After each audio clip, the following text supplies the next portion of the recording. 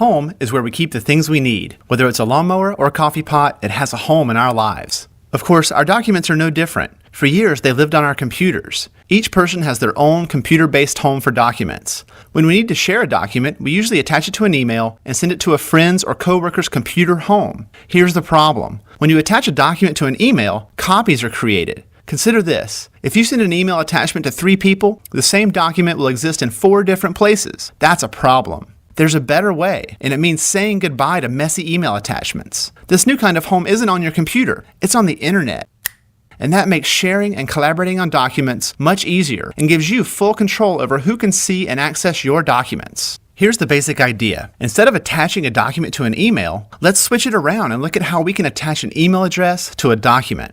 Meet Sam. Sam is the editor of a neighborhood newsletter called the Oak Tree View. She works with local writers who would like to publish articles in the newsletter. Sam loves her job, but often feels frustrated when time is wasted managing all the articles. It's a familiar problem. Each month, writers send her draft articles as email attachments. She reviews them and sends them back with comments. One article might create 6 different versions of the same file, not to mention countless emails. Sam often feels buried by all the email attachments. She finds it hard to keep track of all the versions being sent to her from the writers. As the deadline looms, frustration rises. Something has to give. Sam decides to try something new, Google Docs. Here's what happens. First, she visits the Google Docs page and creates a free Google account. She logs in, and because some articles were already written, she uploads the current drafts right from her computer. With a snap, Google Docs turns the offline articles into online versions. Now, all she needs to do is invite the writers to collaborate on the documents. Here's how. She clicks Share, inserts email addresses, and clicks Invite Collaborators.